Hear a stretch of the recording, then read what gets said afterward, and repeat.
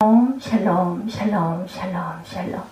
하나님 사랑합니다. 여러분 주 안에서 사랑합니다. 로마서 13장 말씀 11절에서 14절까지 내용입니다. 우리가 예수 그리스도처럼 닮아가야 되겠죠. 구원의 때가 가까워졌습니다.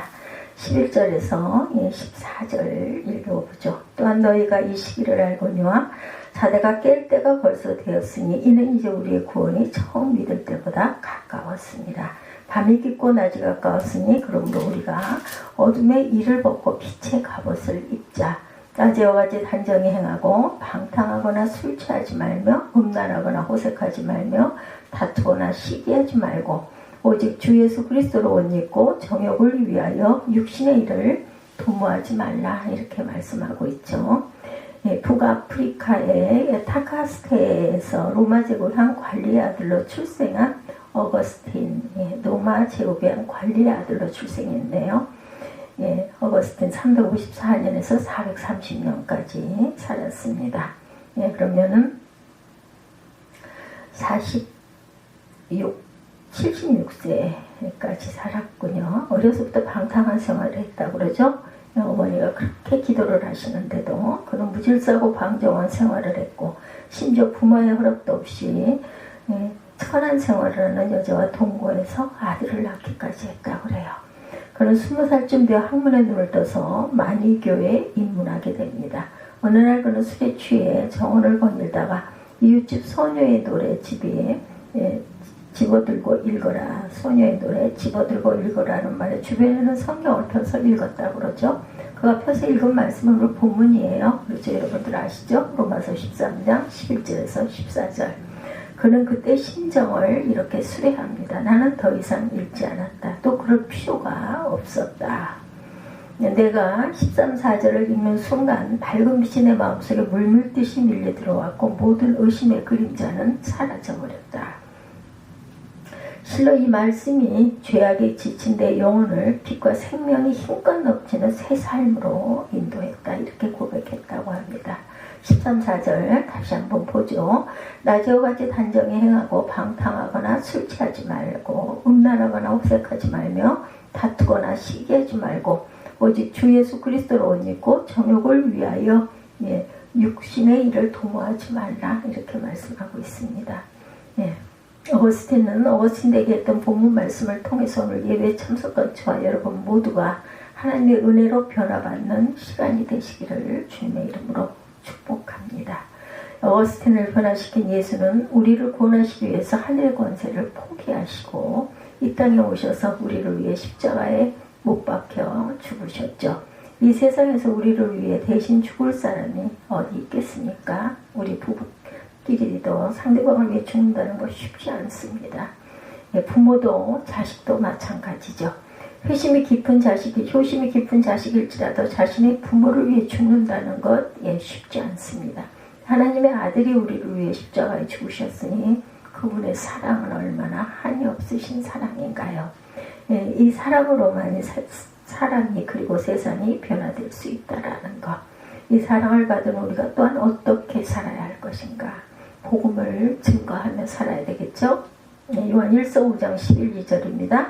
또 증거는 이것이니 하나님이 우리에게 영생을 주신 것과 이 생명이 그의 아들 안에 있는 그것이니라. 아들이 있는 자에게는 생명이 있고 하나님의 아들이 없는 자에게는 생명이 없느니라. 이렇게 말씀하고 있습니다. 아들이 있는 자에게는 생명이 있고 아들이 없는 자에게는 생명이 없느니라. 우리가 미국을 여행할 때 가방 안에 비자가 있는 여권과 항공권, 수건, 치약, 칫솔, 면도기와 약간의 달러를 가지고 가죠. 뭐 어디를 갈 때나 비자는 꼭 있어야 되고 여권이 있어야 합니다. 미국을 향해 떠나면서 이 가방을 가지고 가면 되듯이 예수 안에 구원과 영생과 은혜와 죄사함이 들어있다는 것 우리가 알아야 합니다. 하나님은 그의 아들 예수 안에 영생을 두셨어요. 그러면 예수를 영접하면 구원을 받죠. 예수를 믿기만 하면 우리의 문제는 완전히 해결이 된다는 것입니다. 로마서 5장 8절이죠. 우리가 아직 죄인 되었을 때 그리스도께서 우리를 위하여 죽으심으로 하나님께서 우리에게 대한 자신의 사랑을 확증하셨느니라. 이런 예수의 복음을 증거해야 됩니다. 예수의 복음으로만이 구원을 받을 수가 있다. 복음으로만. 그러므로 고린도전서 1장 23절이죠.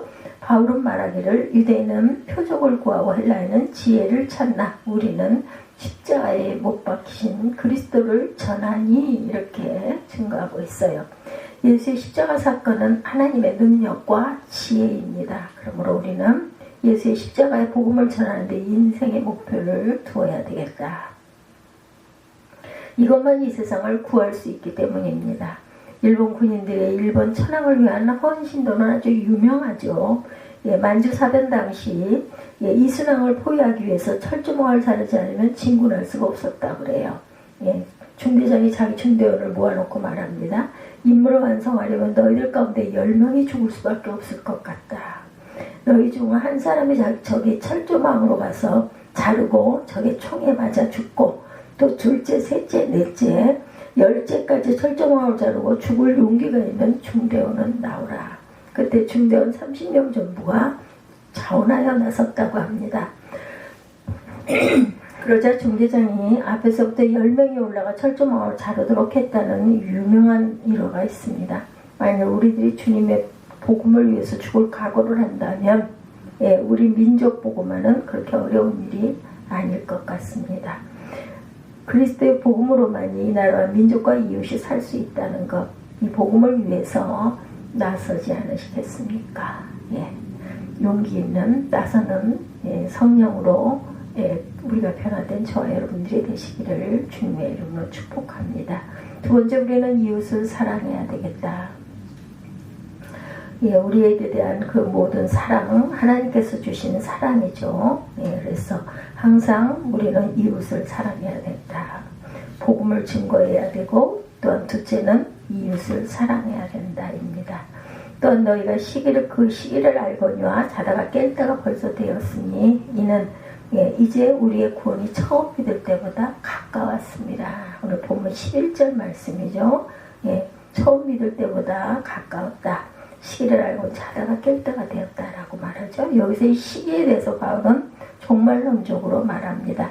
주님의 오실 날이 가까워졌다라는 것이죠. 밤이 깊고 낮이 가까운 시간, 로마서 13장 12절에 말씀하고 있습니다. 밤이 깊고 낮이 가까운 그 시간이 이제는 되었다라는 거죠. 이 종말의 때 기독교인들은 사랑의 원리에 입각해 살아야 한다. 주님의 재림이 가까웠다 하는데 우리가 세상적으로 살 수는 없겠죠. 종말론적 진지함과 긴박함 속에 살아가야 된다. 그렇게 살기 위해서는 우리가 이웃을 사랑해야 합니다. 서로 사랑해야 되죠. 우리는 모두 하나님의 사랑으로 그의 아들 예수의 십자가의 생 때문에 우리가 모두 구원받았어요. 우리는 모두 하나님께 엄청난 사랑의 빚을 진 사람들이죠. 하나님께서 그 빚을 갚을 수 있는 길을 만들어 놓으셨습니다. 그것이 바로 이웃 사랑의 길입니다. 그런데 이웃을 사랑하기에는 너무 어려워요. 우리 모두가 이기주의적으로 자기 중심적이 되어 있기 때문에. 그러나 우리가 이웃 사랑을 해야 하나님의 사랑의 빚을 100분의 1이라도 갚을 수가 있다. 예수께서 율법의 둘째 되는 계명으로 내 이웃을 내 몸같이 사랑하라 하셨고, 바울은 내가 예언하는 능이 있어 모든 비밀과 모든 지식을 알고 산을 옮길 만한 모든 믿음이 있을지라도 사람이 없으면 내가 아무것도 아니니라 라고 말하고 있습니다. 고린도전서 13장 2절이죠. 미국에 한 나이 많은 백만장자가 있었다고 그래요. 그런데 그 집에 7살 난 아들을 놓고 아내가 병들어 죽습니다. 그 뒤 가정부가 그 아이를 키웠어요. 그런데 그 외아들마저도 병들어 죽습니다. 그 뒤에 그 백만장자는 아내와 죽은 아들을 잊을 수가 없어 시름시름 앓다가 그만 죽고 맙니다. 그리고 백만장자는 죽으면서 유서를 남기지 않습니다. 그럴 때 국가에서 그 재산을 몰수하여 경매를 붙여 국고에 회수하게 되어 있다고 그래요. 국가에서 경매를 붙이니 그 노인이 너무 유명했던지라 많은 사람들이 몰려와 물건을 입찰해 갑니다. 그 집의 가정부는 노인의 아들을 너무 사랑했기 때문에 무엇인가 기념될 만한 물건을 사고 싶었는데 돈이 너무 적었다고 그래요. 하는 수 없이 먼지가 낀 소년의 사진이던 액자를 사가는 사람이 없어서 그 가정부가 그것을 삽니다. 그 가정부에게는 그것이 제일 소중한 것이었죠. 그 액자에 먼지가 많이 묻어 있어서 깨끗하게 씻은 후에 집 거실에 달려고 액자 뒤에 유리를 뜯었더니 거기에 한 뭉치의 종이가 있더랍니다.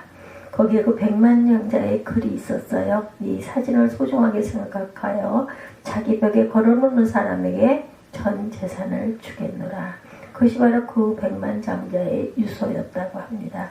그 가정부는 그것을 담당 변호사에게 가지고 와서 백만장자의 전 재산을 상속받았다고 해요. 우리 하나님께서는 그의 아들 예수 그리스도를 사랑하는 사람을 사랑하십니다. 그렇습니다. 우리 주님이 우리에게 원하는 것이 바로 우리가 이웃을 사랑하는 것이고, 우리 성도들은 입으로는 남을 사랑한다 하면서 정작 사랑을 나누는 일에는 소극적이고 남에게 사랑받기만 하는 일에 익숙해져 있어요. 예수를 믿는 순간 우리 모두는 주님의 사랑의 빛을 갚는 심정으로 눈물과 땀과 피로 그 빛을 갚는 데에 힘써야 합니다. 이제 우리는 허리를 낮춰서 무릎을 꿇고 손을 펴고 남을 섬겨야 되겠어요. 장로님들이 식탁에 서빙을 하시죠. 연세도 많고 사회에서 존경을 받은 장로님들의 헌신은 주님의 말씀의 실천 현장입니다. 우리가 이웃사랑을 실천해야 주님의 나라에서 칭찬을 받을 수 있다는 것. 세 번째, 우리는 낮에와 같이 단정하게 살자. 마치 어두운 곳에서 하는 것처럼 우리가 살고 있을 때가 많아요. 다시 한번 돌아가 봅니다. 첫째, 우리는 복음을 증거해야 되고, 두 번째는 이웃을 사랑해야 한다. 그리고 세 번째 말씀은 낮에와 같이 남에게 단정히 낮에와 같이 단정하게 살자. 마치 어두운 곳에 사는 것처럼 우리가 살고 있을 때가 많은데 남이 보지 않기 때문에 자기 마음대로 살 때가 있습니다. 방황과 술 취함, 음란, 호색, 탐욕과 시기 등 더러운 생활을 서슴지 않고 합니다. 로마 시대는 남녀 가릴 것 없이 여러 명의 부인과 정부를 두고 살았다고 그러죠. 또한 파벌 싸움으로 권력 투쟁에 도를 넘습니다. 서로 미워하고 시기하고 원수처럼 얼굴을 돌리고 살았어요. 그때나 지금이나 세상의 타락은 똑같은 것 같습니다. 세상에는 윤리와 도덕이 없고 모든 것이 무너지고 세상을 어디서부터 다시 일으켜야 될지 모를 지경이 됩니다. 기독교인들도 이런 세상 사람들과 다르다고 할 수가 없죠. 그러므로 우리가 이 어둠의 일을 벗고 빛의 갑옷을 입자. 오늘 본문 12절 말씀이죠. 우리 구원받은 성도들은 어둠의 일을 벗고 빛의 갑옷을 입어야 한다. 여기서 빛의 갑옷이란 예수 그리스도라는 의복을 말합니다. 빛의 갑옷을 입은 우리 성도들은 세상 사람들이 가진 도덕적 수준과 원리를 버리고 그리스도와 같이 살아야 한다. 이 세상은 타락했지만 성도들은 반듯하게 살아가야 합니다. 세상 사람들이 모든 면에서 무엇인가 다른 우리를 우러러 볼 수 있게 살아야 되겠죠. 우리가 예수를 믿고 구원받아 하나님의 은혜 체험을 했으면 세상 사람과 같이 살아서는 안 되죠. 우리는 낮에와 같이 단정히 행하고 방탕과 술 취하지 말며 음란과 호색하지 말며 시기하지 말고 투쟁과 시기하지 말고 하나님이 주시는 이웃사랑의 마음을 살아가자. 13절 낮에와 같이 단정히 행하고 방탕하거나 술 취하지 말며 음란하고 호색하지 말며 다투거나 시기하지 말아야 된다. 하나님이 주시는 이웃사랑의 마음으로 이렇게 살아가야 합니다. 그리스도는 세상 사람들보다 진실하고 양심적이고 바르게 살아야 합니다. 우리 기독교인들은 교회에서도 훌륭하게 봉사하고 헌신 생활을 해야 되지만 사회에 나가서도 그렇게 똑바로 서야 한다는 것. 우리가 크리스찬의 그 모습으로 온전하게 남들에게 본이 되어야 합니다. 교회는 정치적으로 올바른 모습을 보여야 합니다. 인권 문제, 사회의 정의 문제, 남북 평화 공존에 대한 올바른 입장을 가질 줄 알아야 되겠다. 이런 사회적인 문제에 있어서도 기도하지만 더 나아가 바르게 살아야 한다. 이런 모습을 보이는 사람이 교회와 민족을 치유하는 사람입니다. 이런 사람들이 모이는 공동체가 바로 교회이죠. 오늘날 기독교인들과 교회의 모습은 어둠 자체 속에 헤매고 있습니다. 우리는 교회가 이처럼 타락했을지라도 실망하면 안 되고 바라보아야 할 것은 우리를 불러 모아 교회를 이루게 하신 성령을 바라봐야 합니다. 타락한 한국교회를 구할 수 있는 길은 예수님처럼 사랑의 복음을 전하고 실천하는 것이죠. 그리스도를 주라 고백하는 우리 성도들은 말보다는 행함으로 이웃을 사랑하는 빛의 사람으로 똑바로 올바로 서야 할 줄 믿습니다. 우리는 그리스도의 군사라는 사실을 잊어서는 안 돼요.